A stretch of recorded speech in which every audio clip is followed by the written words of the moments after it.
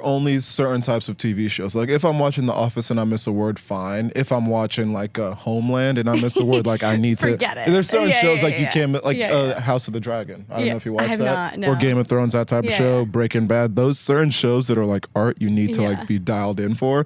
But others, like I'll just. It is. I know. It's because I didn't grow up with a lot of TV, so I'm like, it's a very active thing for me. What's your favorite show? My favorite show. That's really tough. I really like Killing Eve, but that was a hot take. That was a hot take. Like I can't. I don't think I've ever. Like if you were to ask me this when I'm in a different mood, I maybe would say something else. Okay, I don't even know what Killing Eve is. Killing Eve. Oh, it's amazing. It's kind of like a cat mouse story. Okay. Between As I look it up, a female serial killer and an MI6 agent who's. Oh, so it's British. Yes. Okay. So it's like kind of dry British humor. Jodie Comer is mesmerizing. Sandra Oh is incredible. So has a lot going for it. It fell apart a little bit in the last, like, call it season and a half, but. That's why I feel like I'm a big fan of. Are we recording, by the way? Oh, amazing! I didn't even know we're recording. I love it. We're I'm getting go on do not disturb. So do not. Yes, actually, yes, please. But no, we were just talking about. Okay, you were saying TV series. I am a big fan of miniseries because I feel like a lot of shows don't know when to end. Yes. And so kind of like you just said about the show Killing Eve, it goes on too long and then it kind of has you disappointed. Totally. Whereas a miniseries, I would rather be left wanting more than disappointed by how a show ends. Yeah. And so that's just that. But okay. Same with a relationship, right? What a perfect segue. All right, everybody. Welcome to another episode of Go With The Flow. I'm your host, Folarin Okulaja, here with another special guest, Lian Zucker. Welcome to the show. Thank you so much. So happy to be here. So Lian, can you tell the people who you are? Just give your background before we're gonna get so much into dating apps, but give your background before we get into that. My background. I'm Lian and I know flow. I think that's it. But no, I'm Lian. We'll get into Loop in a second, but I am the founder of a matchmaking app called Loop. I grew up in Los Angeles. I've been in New York for over 10 years now, so I feel like I'm in a little bit of an identity crisis right now. I think I'm officially a New Yorker. I was about to say, when people ask you where you're from, what do you say? At this point, I say New York. I like that answer. I think that's where we're from, yeah, there's nothing much more to me. I'm definitely not 6'5". Well, okay, but so you say you're from New York now. I love to ask this question for people who are from LA versus New York. I was in LA for the second time a couple months ago. Has its pros and its cons, but I feel like I don't see myself ever living on the West Coast. Outside of the weather, what does LA have to offer that New York doesn't? Honestly, my parents. Good answer. My parents, good hiking trails. I'm not here to hate on LA. It's a beautiful place. I think it's really good for settling. Perhaps when I settle down and want to be near, it always goes back to my parents. I love New York so much. There's this unique feeling of feeling like the center of the world. There's so much opportunity. You can always discover something new, even in a neighborhood, and then just the pedestrian nature of it all. LA is a little tough for me because I'm very good at getting driven, less good at than you are at driving. I'm good at driving people crazy. That's about it. But so you just mentioned you are the co-founder of a dating app, Loop. Can you give us the Loop, or actually, what is Loop? What is Loop? Loop is a matchmaking app. So it's an app where everyone can set up their friends. I spend a lot of time on this. It is a matchmaking app. My father, who's happily married to my mother, is on it. So it's not a dating app. It's not just for singles. Oh, okay. Matchmaking, that's a good distinction right there that I've never even thought of. Matchmaking versus dating app. Okay. Exactly. So, Loop goes back to this idea that if you were to take everyone in your life and ask them, who do you know who I may enjoy meeting? They probably know someone pretty great for you. And so we basically built an app for that. The way Loop works is you sign up, you say if you would like to receive matches or if you're just there to set your friends up, kind of play wingman for them. From there, you connect with the people who you know and invite new ones as well. And then what the app allows you to do is flow. I can see who you know and ask you for introductions.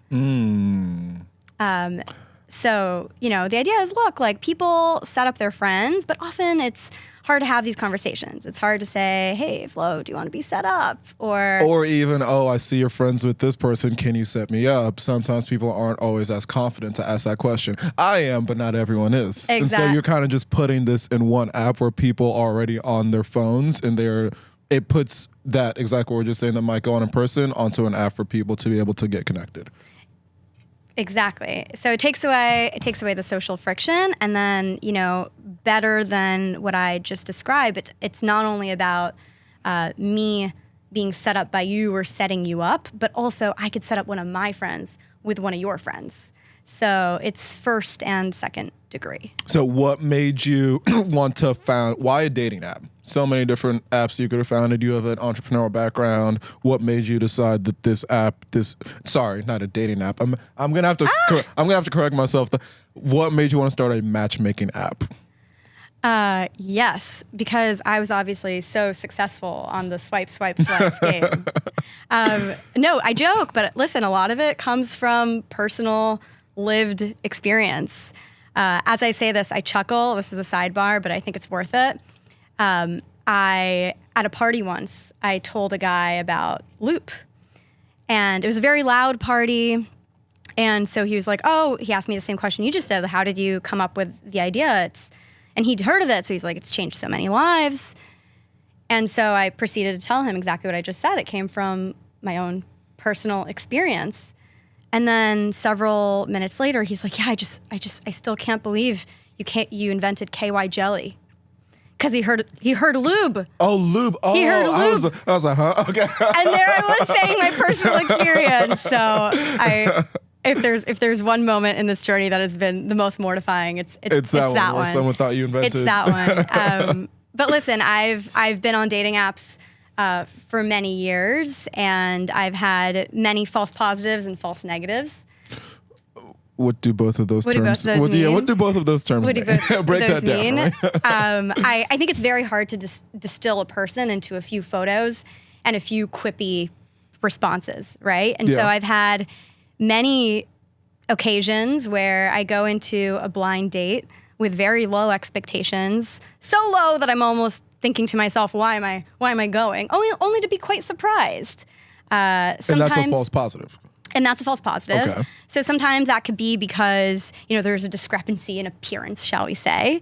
But very often it's because I actually discover, oh, wait, we have a mutual friend, or we went to the same event, or have a friend.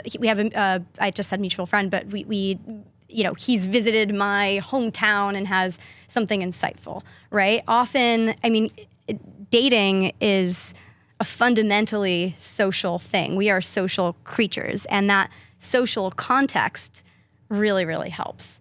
I went into this saying I've had false positives, false negatives. I've obviously had the false negatives. Yeah, what's the false negative? Let's hear those stories. Minus a few inches here, plus a few inches here, plus a few years, or minus a few years on the photos. Years on, the photos are dated.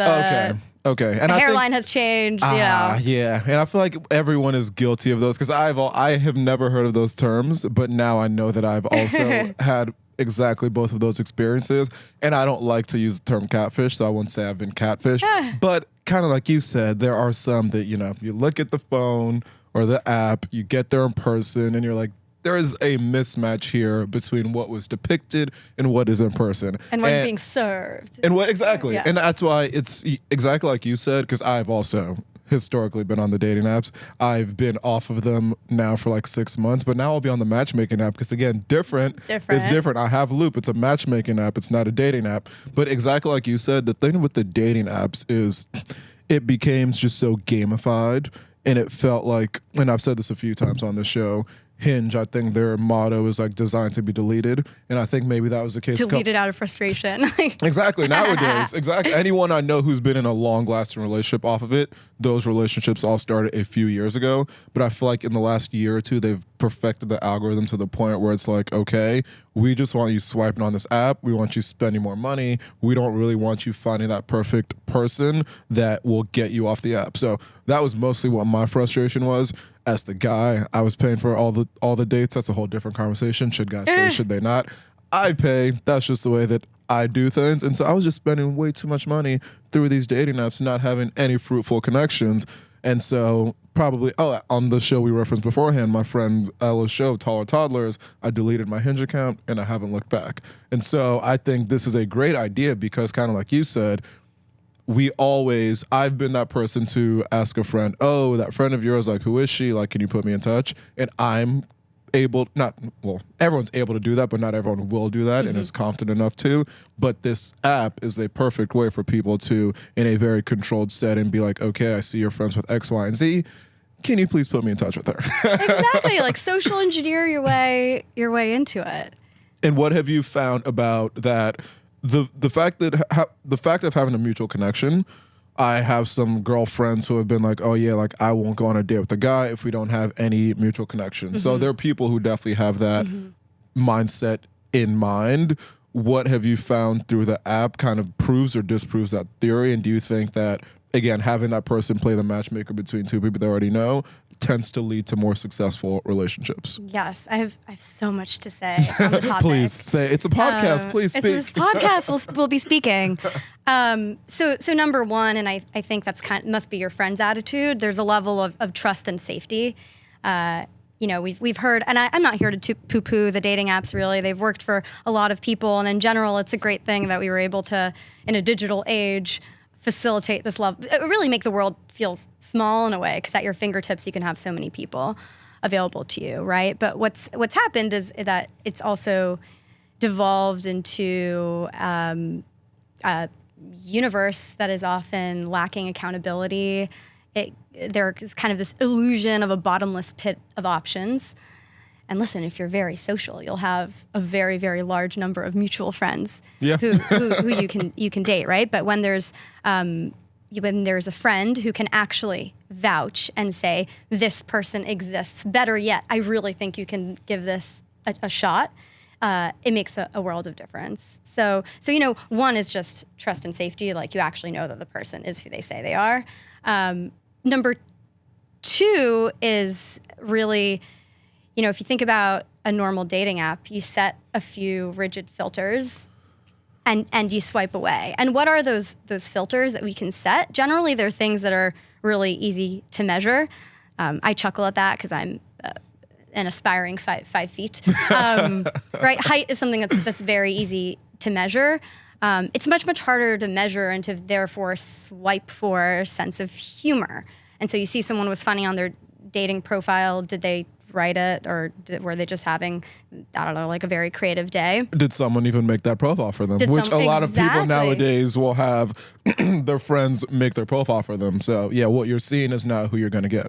Exactly. And then, I've also seen from my own experience, like I'll sit here and describe to you exactly what I'm looking for in a guy. And often the guys that I wind up falling for are different than what I describe. We're really bad at evaluating ourselves and self-reporting. And then there's a je ne sais quoi element to it. I mean, I think it's actually like a really optimistic way to look at love and connection. If it were scientific and deterministic, then it would all be rather boring, and all these amazing TV shows that we were talking about probably wouldn't exist. Yep. And so often friends can really help each other with that, where it gives a sort of serendipity, right? Yeah. And by the way, first dates are difficult. First dates are difficult. Sorry. I'm actually so interested. I'm so interested. No, you finish your train of thought, and then I'll speak about my experiences and thoughts on first dates. So obviously I love talking. I haven't shut up since I got here. And so in that sense, first dates can be kind of fun if you're like, okay, I'm riffing. I think that they're very difficult as a way to test for connection. It's like you can have a great first date because it's fun and you're at a good place and you're in a good mood and you're funny and maybe they're funny and maybe the food is good, right? What I'm describing is all sorts of factors that are external to the actual connection. Yeah. Right? Yeah. And so I personally find, look, there's some things that will just, or at least for me, like objectively make a date bad or objectively make a date good.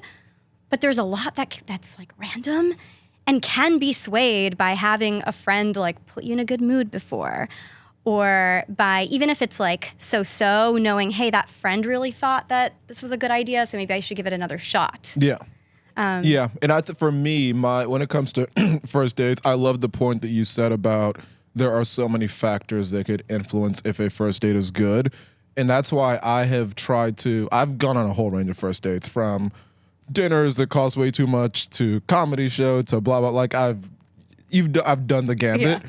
And it is exactly like you said, it is so hard to tell if I go on a first date that is a comedy show, and yeah, we're vibing, but that's because there's hilarious comedians on the stage. I haven't told any jokes. You get to speak for 5 minutes before the comedians come on. You might speak for 10 minutes afterwards, but you're not really getting to know that person, which it takes me back to, I don't know if this was the same way it was for you, but I remember back in middle school, first date I ever went on, and it seemed like the only date people ever went on was going to the movies.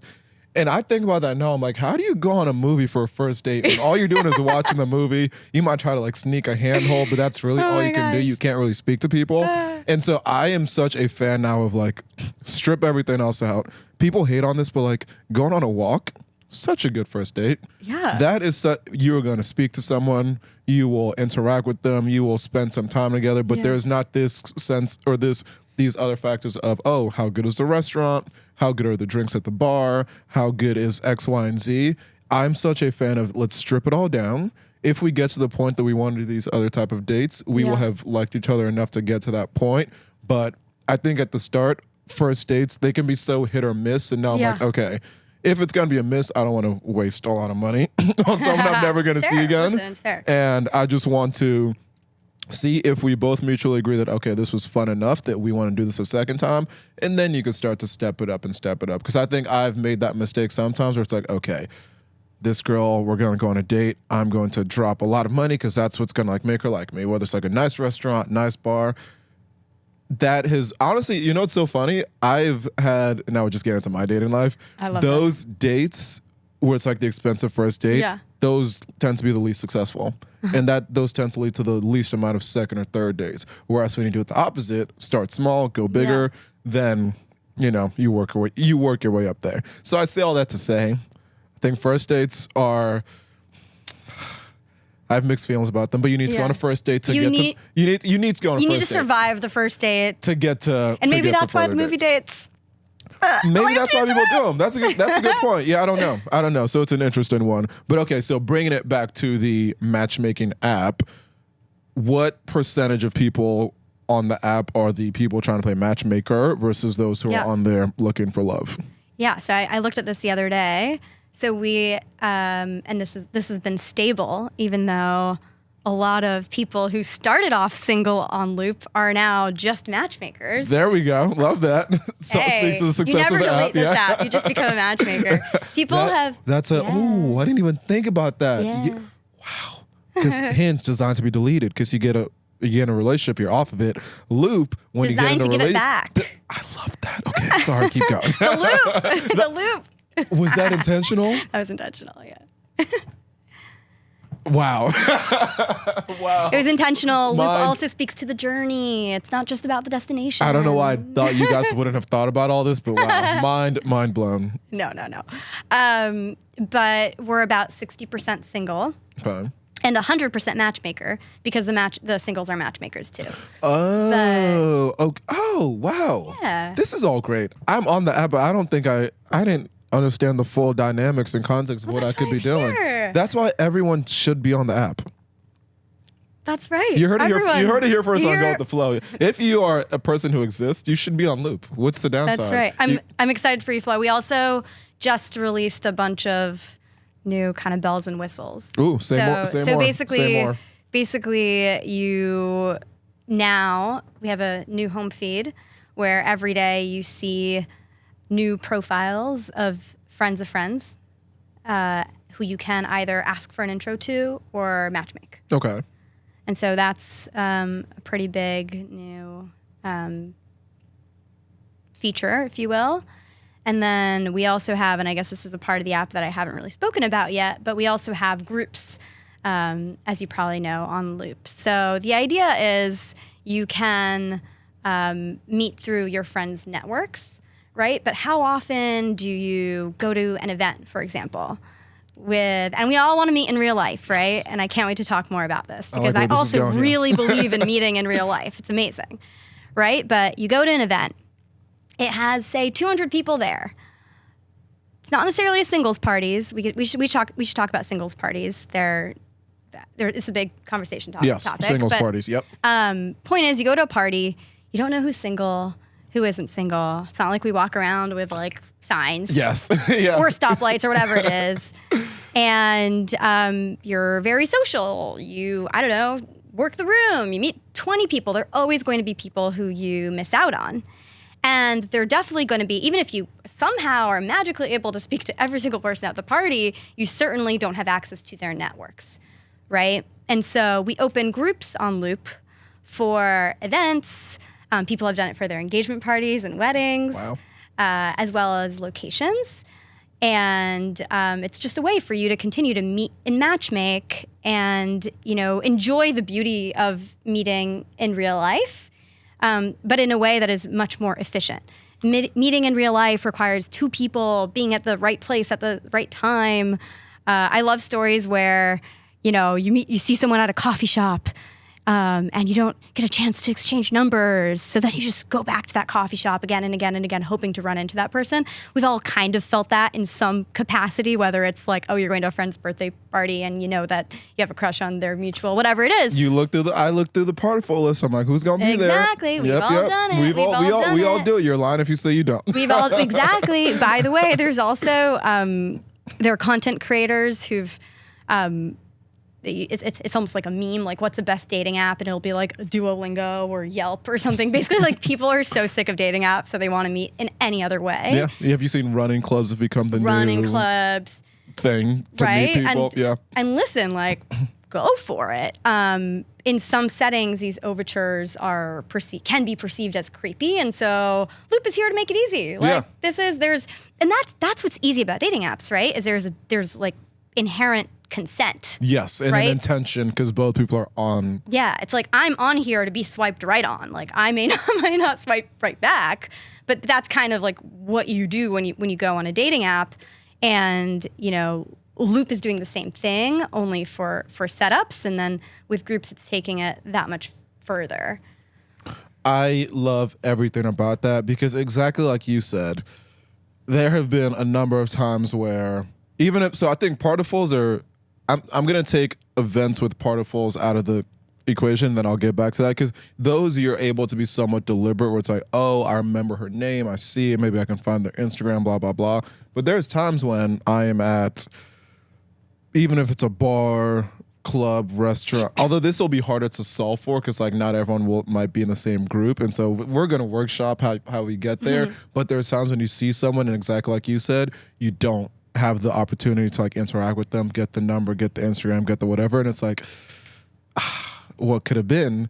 And this is a perfect way where now bringing back in the like partiful type event where even if I don't know this person beforehand and I see them there, I don't even get their name, but it's like, okay, there's some sort of intrigue there that I want to get to know who they are. Amazing. You pop open the app, you see who they are, you see who's connected, and all of a sudden, the connection is made. This is solving so many problems that we as young people, not just anyone who's out trying to find someone, it's not even an age thing. Anyone who's out there trying to meet people, it's a problem that we all have. And now it's like, okay, this is a perfect solution for everyone to just, meet people. For sure. And then just the one more thing, because I brought back, now I'm just thinking of different ways you can like collab. Yeah. If you have a running club, boom, put everyone on Loop. If you have a book club, boom, everyone on Loop. Exactly. If you have like a group that plays soccer together, you can literally have whatever group exists on Loop, even if it's not for the stated intention of, oh, we're trying to meet people. But in the event that you do, here is a perfect way to do so. Exactly. The vision really is that everything I do and every event I go to, so long as I'm single, it could be a way for me to meet people. And whether I'm single or whether I'm not single, create opportunities for my friends. Yeah. Right? And the biggest, to call back to something you said earlier, the biggest one that I've had it happen to me. I've had it happen to other people. Where exactly like you said, there in college there were these stoplight parties where it's like, if you're single, we're green. Yeah. If it's complicated, we're orange. If you're in a relationship, we're red. That doesn't happen in real life. But the amount of times where it's like it's a night out, you're like chatting someone because you're friendly, they're friendly. You speak for like 25 minutes, like, oh, by the way, my boyfriend, and I'm like. Right. It's like That- we could have started with that. Yeah, we could have started with that, which is why yeah. honestly I'm not mad at. There's some people who, and I'm not mad at it. The second you say anything to them, even if you're not remotely trying to be like romantic with them, they just leave with, well, my boyfriend said, and I was like, I was looking for the bathroom. my boyfriend really likes this restaurant. I'm like, oh, good for him. Like, how does that? What does that have to do with anything? But again, this is another ideal way where you see someone out, you open the app, they're single, looking to mingle, boom, Loop is there to connect us. I love it. Remy, have you downloaded Loop? You should download Loop. Everyone should be on. We need a podcast community Loop. We should start one. We should talk after. You could matchmake your listeners. There's so many. The possibilities are endless. I freaking love this. But okay, so you brought up the idea of singles parties or singles mixers. Yeah. Tell the people what that is. Well, I'm happy to see that they're becoming more and more popular. I feel like this has really happened in the last year. But for so long, singles parties or dare I say speed dating, it was a bit stigmatized. And I feel like that is going away, but still a lot of people, and I think it's going away because the dating apps are failing people. And I also think that COVID perhaps had something to do with this, where we're just excited about events, period. But yeah, for many people, as soon as you call it a singles event, it's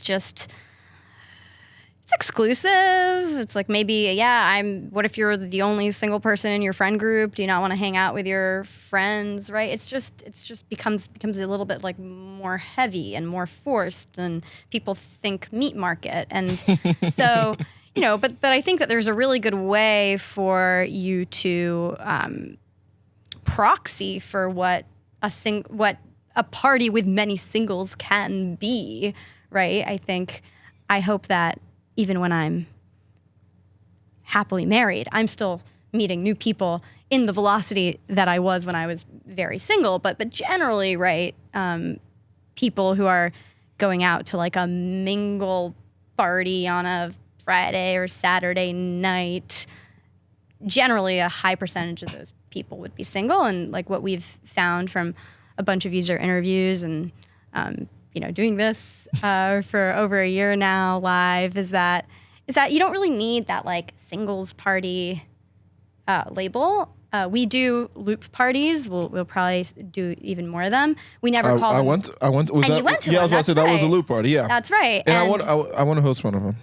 Oh, I want you to host Or one. else she said I could host one. I was like, Absolutely. I would like to host one. Please let me host one. Absolutely. Right, but we've never called them singles party. It's like you don't need to. People know. Yeah.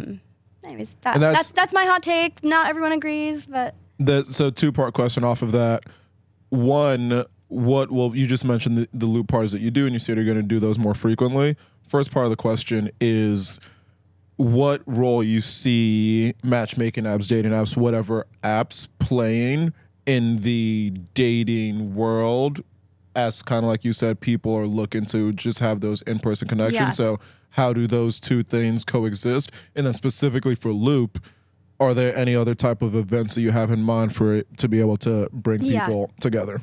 Yeah, it's a really good question. We're an early stage startup. We're still figuring things out, right? But I can tell you what we're not. We're not an events company. Our app powers events, though. So I like that. Many hosts, whether they're like formal organizations, just social people, people with communities, and then people at their birthday parties, people at their weddings, people at their engagement parties use Loop because they're passionate about. Some of them are single, and see Loop as a great way to meet people.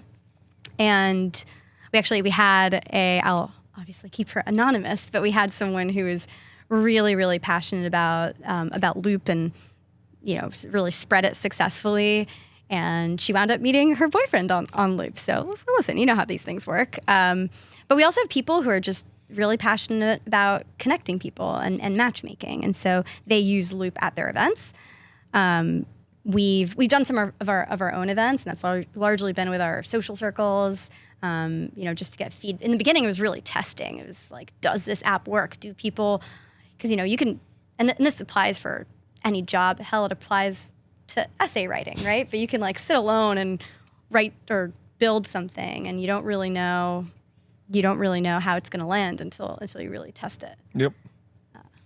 Amazing. And so what you referenced this, you said there's someone who is met their boyfriend off of Loop. I saw I'm on the app, so I got the email where it was you and your brother, and you were at a wedding of a couple who met on Loop. Can you give the people some of the other success stories of Loop? Let them know that it actually works. Yeah, we have had dozens of engagements and weddings, and we really need to be much better at capturing these stories than we are. We just know about the ones that people like write us. I got this email like, "What's your Zelle? I wanna send you some appreciation." And I'm like, "Oh my gosh, no! Please let me congratulate you and hear the story." But no, we have heard of dozens of engagements.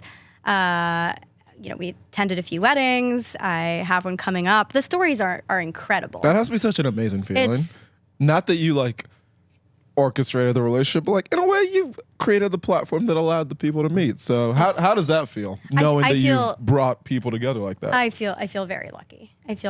Listen, there are a lot of like very noble professions, some that save lives, and while this one doesn't like directly save a life, I think helping someone find a partner, let alone a life partner, knock on wood, I feel like really grateful for the opportunity. I can tell you that I was one of the most at the first Loop wedding I went to. I was teary eyed, very teary eyed, and actually it was crazy. So there I was like, eyes trying to keep it together, eyes streaming, and the girl next to me was on her phone, and I was like, how rude. I look, and she was creating her Loop profile. Wow, there you go. She just wanted to find her person too. And actually, I tapped her and I was like, I'm the co-founder. And she's like, what? I was like, that's how they met. And she actually hadn't realized because she was like a from home friend. And so she wasn't at the engagement party when they had spoken about it. Oh, that's when they created the... it was really moving. But the stories are incredible. And I want to quickly tell this story because earlier you asked a great question, which was tell me about the mutual friend. And one of the things that I didn't really mention is often when you have a mutual friend, let's call them for a second a matchmaker, a big part of matchmaking, and professional matchmakers talk about this a lot, is kind of brokering. Okay. Say more. So, okay, you're interested. Yeah, I'm interested. This isn't for everyone. This isn't for everyone. But I have found that and at this point I've been set up by professional matchmakers too, and what they'll often do is check in with you after the date and say, how was it? Will there be a second date? And often just having to explain, or at least for me, like why there won't be, and if I can't come up with a good reason, that can actually encourage you to go on that second date. So yeah, I mean, it's kind of like it's an accountability partner, because listen, so often the difference between yes and no in those early stages are, as we've kind of discussed, are sometimes trivial. Yeah, tiny things. Yeah, we've had several of our success stories. It's people who actually had encountered each other in real life. Okay, but it never really occurred to them to go out. My favorite story, and again, I'm keeping this anonymous, but there were actually like a few no's before the yes. Uh-huh. Persistence is key sometimes. You understand? Yeah. And so a very common user feedback that we get is, why do you allow me to be set up with the same person twice? It's annoying. Why do you do that? Oh, so a different person can set us. Okay, I like that. And that is, I know that it annoys some users, but that's something that will never change, because listen, there have been successful marriages from that. Timing is everything. Compatibility is a hard thing, and it's not only are two people right, but it's are two people right at the right time now. Yeah. So right person, wrong time is a very real thing. So and that even goes back to the people ask this question. I feel like this is one of the hypothetical questions that friend groups will ask themselves all the time. I feel like as long as I can remember, even like middle school, high school, me and my friends have been asking ourselves these questions. Like, do you think you've met your wife already? Do you think you've met your husband already? Isn't it? And it's like, you never know. And it's kind of like you just said, it makes sense. Like, I'm 24 years old. Do I think I've met my wife yet? I don't know. I've met a lot of people. Yeah. There's a good chance I could have. There's a good chance, kind of like you just described with these two people, where there was they had met in person, but they never maybe looked at each other that way. And then all of a sudden someone might suggest it, and then it's like, okay, maybe that is there for us. It's such a hard thing to realize. And so I do really like the fact that even if someone could suggest this today, doesn't work out. A year from now, maybe doesn't work out again then. Who knows if 3 years from now, though, that could be the perfect time for these two people who are supposed to be together. Exactly. It's just, I love this. It's just it's beautiful. Random fact about me, I love a good rom-com. Right? I love a good love story. Right? I was on the plane when I was on my way back from London. I watched the movie, what's that movie with Sydney Sweeney and the guy from... I know what you're talking about. The one that just came out on Netflix? Yes. haven't seen it. This is really bugging me. Hold on. I need to find the name. Sydney Sweeney movie. It's been recommended to me many times. Anyone But You. Yes. Yes. Stories like that, I love. You know what the premise of that, and this is just kind of off topic, but slightly on. They were she was at a coffee store. She was trying to use the bathroom, but then they were like, you need to buy something. And then the other guy, what's his name? Glenn Powell's character. He's like, oh, honey. And then acts like it's his wife. And then she lets her use the bathroom. They end up spending all day together. It was just this beautiful love story. I say all that just to say, I love love stories. I love love. I love seeing people just get together and be happy. And it's beautiful. I agree with you. And I think by the way, that's one of the things that's hard about the normal dating apps is that it's the way you meet is very clinical, right? Now, I will say like all these rom-coms are, my dad has this funny line. He's like, only in the movies. But even if we set that aside for a second, we have a little bit of a revisionist nature in which we tell our stories, which is okay. But when you're set up on loop, you have all the ingredients for a cool meet cute are right there. Meet cute, my favorite term out there. I have a podcast episode called Meet Cute because my friend on the episode told me about that term. I was like, that's exactly it. Me and my roommate, I met my roommate through a Meet Cute. We were in Target. He was buying thank you cards. I was like, are you buying thank you cards? He was like, yeah. And now we're like best friends. That's amazing. And I need that, but for like a girl. Maybe he knows your wife. I think so. And we've spoken Or maybe about he hasn't met her yet, but he will. True. On loop. Yeah, or on loop. I'm telling all the homies on loop. My birthday party's in October. I'm gonna make everyone be on loop. It's just an easy way to get to know people. And again, I can't emphasize this point enough, kind of like you said. If you're on an app and you're just swiping, strangers you've never met, what are the odds that that's going to lead to success? Whereas your friends who know you better than anybody else, they are suggesting people for you. That's just the way. That's the way. Honestly, I think it's supposed to happen. I feel like that's how it's happened that's how it's happened for all the generations, all the years, all the time. Yeah. Have you heard of AI dating? And what role do you think AI should play, if any, in dating? What is AI? I've never heard of it. I've never heard the term. I have heard of AI dating. I think some of the, and listen, like AI is an incredible thing, and I'm really excited to see what it brings in the world, across every, can you tell I'm stalling? I'm undecided on AI dating. I've heard some things that I think are apocalyptic, if you allow me. Things like, in the future, it's not enough that there are fake profiles on these dating apps. Now, it's going to be like a representation of me going on the app. Have you heard of this? Where it's like the avatar, your AI avatar, like going on dates with swipe other for you, yes.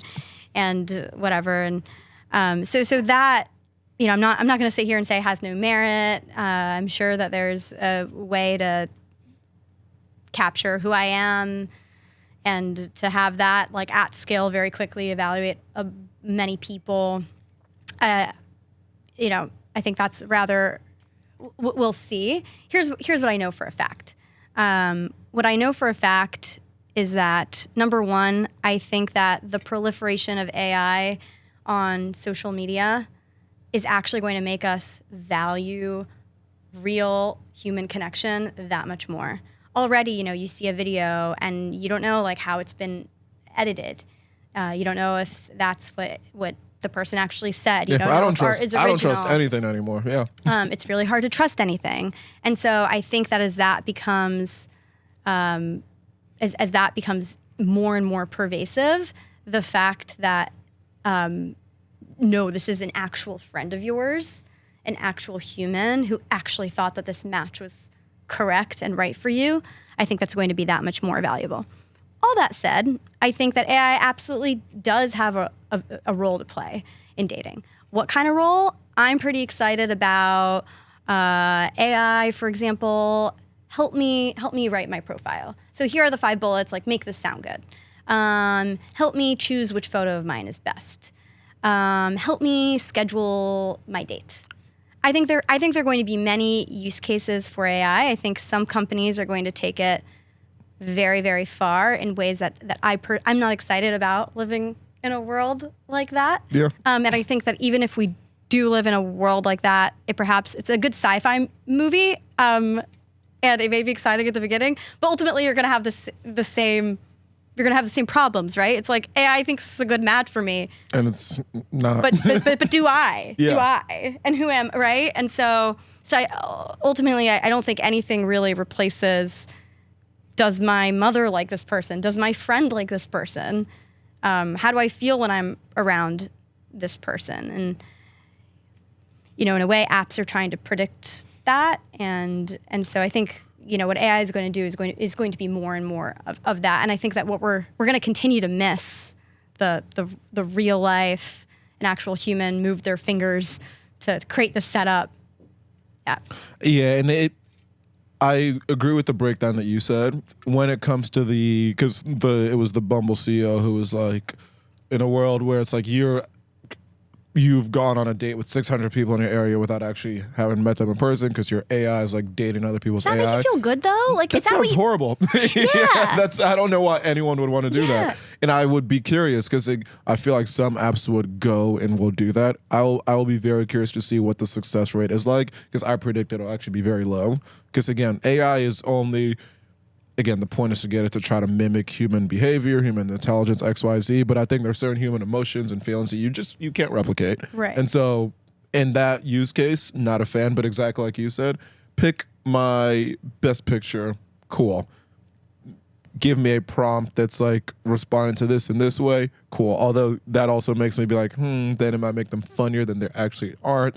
It's right, but you're not going on that date because the prompt was funny. You're going on that date because I said you should. Fair, right? true. Yes, true, because it is still loop. Exactly, and that's exactly how it is. And so, okay, before we get into you being an entrepreneur more broadly, what would you say to people of whatever age who are now disillusioned with even dating apps, matchmaking, all the with dating in general? What would you say to them? Why should they be on loop? Although I feel like we've done a great job over the last 40 minutes, but now I'll give you an area to just clip something. Boom. To clip something. The first thing I'll say, this is also a bit related to loop, but it extends beyond it, is you're not alone. So I think that's, by the way, that's a big thing that dating apps get wrong, is that there are, for the most social problem that you'll face, arguably, which is finding, I'm not going to say the partner, I'm going to say a partner. Wait, why not the partner? Well, I don't know. It could be. Maybe. Do you believe that's not what I meant. That's not what I meant. I was like, do you believe in soulmates? No. Like, let's talk about it. Okay. I do. Oh no. Do I believe in soulmates? I do. I think there perhaps can be many soulmates because I think. Agreed. Right? Like, I have an unless episode you're really called weird. The Soulmate Theory, which I released like 2 years ago, and I still believe it. Gosh. I think it's a pyramid. Yeah. I think you have one, and I think this is the same term I Okay. use. Shows I'm consistent with some things. You have like a super soulmate. Yeah. That is like your person. Yeah. That is like you meet them, instantly fall in love that you are each other's people.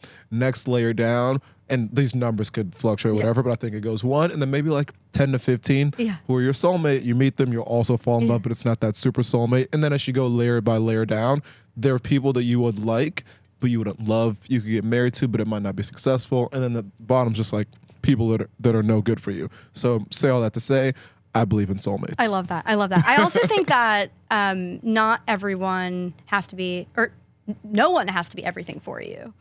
Agreed. Right? I don't think your soulmate means they're everything for you. I think that means you complement each other in such a beautiful way that you are, and I hate the idea of like someone making you whole, because I think as a person you should be whole. Yeah. But in theory, they do that for you.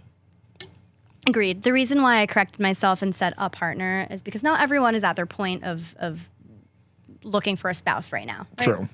There are shorter term relationships that totally have their merit.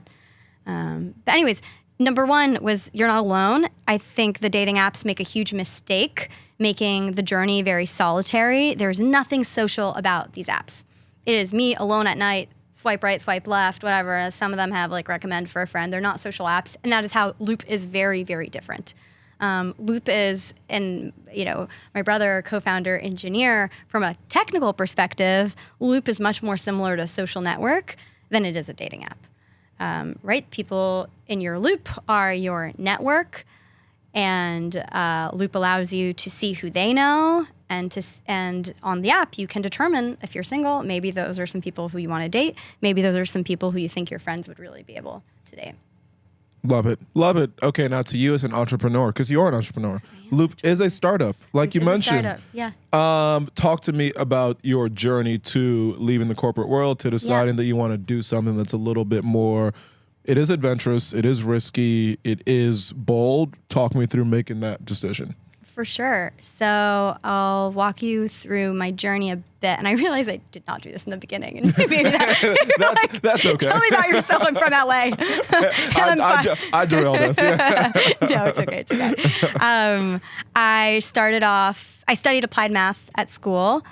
And after that, I've been applying it every day since. I've been applying it. No, I'm just kidding. I started my career off in investment banking. Similar to you. Finance. Yeah, finance. I did 2 years in M&A specifically. Listen, it wasn't my calling, but I wouldn't trade those 2 years for anything. It's like 5 years of work experience and made amazing friends, etc. I always knew I wanted to do something entrepreneurial. I was drawn to it. I think that there's literally nothing more satisfying than creating something where nothing exists. For me specifically, since I've always worked in direct to consumer, just like feeling real life people use the product that you've built for the value proposition that you're trying to give, that, et cetera. The fast feedback loops inherent in that is inspiring. But from Evercore, where I did investment banking, I went to Jet.com, which at the time was an early stage startup and that had just launched, but it was like 100 people. It felt there was definitely like a structure in place, just because of that. We wound up getting acquired by Walmart. So talk about corporate world. And really for me, my most significant step in my career until now was I was the first employee at 30 Madison, which is most well known for Keeps.com. So direct to consumer, telemedicine for chronic health conditions, combining both the telemedicine aspect and then the treatment on subscription. And so, there I really got as close to being a founder as it gets without actually being a founder. I was the first employee, head of product when I joined. We didn't even have a name. I remember in the early days, I would do a push-up for every purchase. and then one day came, I think they still have a video of it. And it was like, I used to be a gymnast. So I could do many push-ups, but that was it. Your question specifically was leaving the corporate world. Yeah. What made you take that leap of faith initially? Oh, yeah, actually, you did answer it, though. You said you always knew you wanted to do something entrepreneurial. I always knew life is short. Early stage is not for everyone. It's also not for every life stage, though we'll see. I don't know. Check in on me. But ultimately, I felt like it was the best way for me to learn as much as possible. I've always been a really big fan of getting exposure to, different functions within a company, getting responsibility that I feel like really since my career started, I got responsibility that I didn't really deserve. And then you either rise to the occasion or you don't, right? But those opportunities are much easier to find at an early stage versus a massive investment bank. Yeah. All that being said, listen, it's a personality thing, and I think that there are mentors that these big corporations have to offer. That it depends on the person. I firmly believe like the one thing that impacts. I mean, obviously, it's why I'm building Loop, but for me, it's all about the people. And so obviously that applies to dating, but it also applies to your career. And so, if you're in a position where you can learn from someone, or where you're working with someone who inspires you, or I don't know, whether you're working for someone who doesn't know how to do something that you do, and that brings out something in you. Like those are kind of the, and I would say like I got really, really lucky at every step of my career. I would say specifically at 30 Madison, where I was the first employee, where I worked with amazing people, and that company really succeeded, and it continued to inspire me. I was like, I want to do this, and I want to do this for the one challenge that I presently, things have changed a little bit, but that I presently find almost insurmountable, because that is what I will. Because when you go into this journey, you have to be working on something that you're, willing to give like 10 plus years of your life, and not every day is a good day, and so you just ultimately have to be really, again, it's personal, but for me it's like it's mission, and then it's also problem. So is the problem interesting, and is this a mission that I care about? And I think that is something that it's interesting that you say you did the banking path, which it's set like 2 years, and then people go do something different, which I think I like that structure, because it kind of gives you that early checkpoint of like, okay, do I want to keep doing this, or do I want to go do something else? Whereas a lot of other careers, you're just kind of thrown into it and expected to stay in it for a very long time. And so I would bet that there's so many people listening who are not on the banking path and it's 2 years and out, and they're in a desk that they might not love, and they're trying to think, okay, when is the right time for me to go put myself out there and do something else? What advice would you give for people who want to take that leap of faith, but they might not know if it's the right time because they're not on a set 2 years and out path? Yeah. Okay, tough love answer. There's never a right time, really. And I think this applies for dating. When are you going to meet? When should you start dating? It's never a good time. If you're looking for an excuse, there will always be an excuse. This is true. So, like the inverse of that is now is as good a time as ever. Like, if you're listening, quit your job. No, listen, like every situation is different. And, obviously if I were actually giving advice to someone specific in front of me, I would ask all sorts of questions like, are they learning? What's next? Does their search look like? But I generally think that nothing good happens to people who stay at home and don't take that risk. Take that risk to have the conversation, explore, and people are, there's like an introvert extrovert scale. So maybe for some people, exploring is reading and watching videos and but I think for me at least, going down a path of exploring what's next has always been fruitful, even if that helps me realize I'm actually really good where I am and I should continue on this path. But listen, I think for better or worse, my career path, because I left banking, and by the way, it was very unusual for me. I think I was maybe the only person in my banking class. Maybe there was one other person who didn't pursue something in the finance world, like PE, something like that. Yeah, in PE or hedge funds, and I kind of thought I was going to until a few months in, right? And so, for better or worse, my track, and this is very different than say medicine or law as well, even finance, where it's like, no, you are on. There is a track for you. I don't really have a track. Yeah. And I think that in the startup world, there's less of a track. But yeah, listen, it's scary. It's a big risk to take. I tend to think that I'm more scared of having regret than I am of messing up. And so at the end of the day, I would rather think like, I really screwed up, rather than I don't know. I never tried. So So much of what what you just said resonates with me. I feel like it'll resonate with so many people. And yeah, I think it's what you said is so true about there's never a right time, there's never a perfect time. I'm like, okay, when this happens, when I have this, when I have that, then I'll do X, Y, and Z. But kind of like you said, there's never a right time. I had someone else on my podcast, this guy Scooter, who Remy put me in touch with, who's also only ever been in the startup world. That's kind of the route that he's taken himself down, and he loves it. He described perfectly for me what I realized my problem is he mentioned the term called lifestyle creep that I'd never heard of. I love that. Have you heard No, of I've that never heard term? of It is essentially the fact that I work at this company that pays me enough to live in Manhattan comfortably, travel as much as I want. Basically, I have a lifestyle that I won't have when I start working in a startup, if and when I do. And because I'm so comfortable and I see the path to making more and more money, then I just won't ever make that jump. And I realized like, oh shit, that's been it for me. And so my timing will be when I realize like it's okay. It's not all about the money initially. Ideally, hopefully you make some of it down the road, but for right now, it's the time to take those chances. So whoever's listening, take that chance, quit the job, go join the startup, start the startup. You never know where it might lead. You never know. You may find work-life symbiosis. Work-life. Ooh, I like that. That's my version of creep. Okay, work-life. I like that. Work-life symbiosis. But okay, with that, Remy, how long have we done? Like 50 minutes? 50? 55?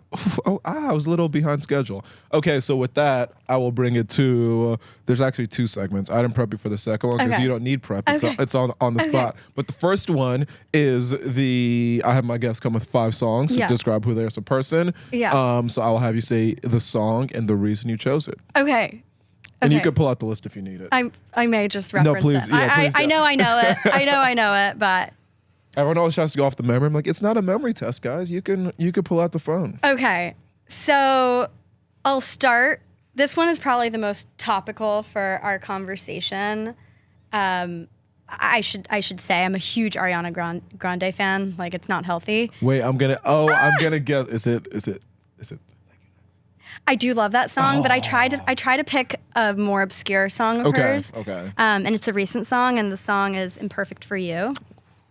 I like that. And so I like it because, I mean, we've spoken a lot about soulmates and about dating and about how, the best of matches are often imperfect. And now I'm forgetting the lyrics, but there's something about like a happy disaster in there. And by the way, I think a lot of, and it's very well-meaning, but there are a lot of kind of relationships or dating influencers that just make it seem like, if it's not perfect from the get-go, then you can do better, And a lot of it is a lot of the advice is, I think, to boost confidence and to ensure that your kind of standards are high. But I think that when you're in it, it's not actually that clear, and you should lean into the mess. Okay, so that's one. Song number 2. Song number 2, Elastic Heart, Sia. Oh, great song. Thick skin. Yes, great song. You're like, man, I'm not here for you to sing. You can if you want. The mic is yours. But no, I resonate with that, and I think it's a great song to listen to when things don't work out well, romantic or otherwise. Love it. Okay, another song on my list is "Boss Bitch" by Doja Cat. Okay, I don't even think I know that one. Not because I'm a boss bitch Which or a you boss, are. but it's no. Hey, you're a boss bitch. Oh, thank you. I know. I really appreciate that. It's a great hype up song for that. But I like it because she talks about wobbling around in her high heel shoes, which I do all the time. All the time. Song number 4. Song number 4, Gimme a Man After Midnight. Gimme a man. Because I'm a night owl, obviously. And it's just a great catchy song. It's a great catchy song. Yeah. And then number 5. And then number 5 is "Listen" by Beyonce. Listen. What a song. That is a beautiful song. What a beautiful song. That is wow. And my dream is to just like wake up one morning and be able to perform that. Wow. And again, you don't want this to be R-rated, so I won't do it now because it is terrifying. But there's a moment in the song where it's like towards the end where she also like takes this very like audible deep breath in as she's just more anyways. than what you Like, made for me. exactly, the emotion I she found brings. the voice you think you gave to me. Oh my God, what a song. What a song. Great What song. a song. I love listened. that. You listened. Yeah. Okay, love that list. And okay, last segment. Before we wrap it up, I have each of my guests. I have them manifest life 10 years in the future. So when Lian's listens to this 10 years from now, to the most specific detail possible, where do you want to be? What do you want to have accomplished? Just manifest something that we can reflect back on 10 years and see, oh my God, you've done every single thing on this list. Oh my gosh. Well, 10 years from now, number one, I hope I have a brand new list. Because I think that's a good sign of progress. Like there's still things that I want to do. This is true. I don't ever want to feel like I've done it. You're evolving, yeah. I always want to feel like I'm evolving. But let's bring it back here. 10 years from now, I'm listening to this podcast again. Hell yeah. Hell yeah. Go with the flow's made it big. But Do we have some kids? I think we definitely have kids. That's up to you. We definitely have kids. I have some kids. And I'm not nervous about my kids starting to, well, okay, I think my kids are going to be rather young. But I'm going to be looking into like my kids' futures in 10 years. And I'm going to know, well, there's this app called Loop. Yeah, and I think we're going to be past your wedding at this. You're so young, though. We might not be. We might be attending your wedding. We might be attending your wedding. Maybe Lou Bree finds me my wife. You never know. Listening to some ABBA, Beyonce. Beyonce, who knows? Doja Cat. It might find me my wife. Yeah. Who knows? You'll see. You never know. That would be a beautiful. We'll just play this clip at the wedding. If and when it happens, we will see. We will see. But okay, Lian, this has been amazing. Thank you for coming on. Thank you so much. Do you have any final words for the people? First of all, thank you. I had so much fun, really. And words for the people. Sign up for Loop. Invite your friends. Create opportunities. Contact Flo. Contact me. Drink water. Drink water. I love it. Perfect. That's it. This has been another episode of Go With The Flow. Thank you for listening.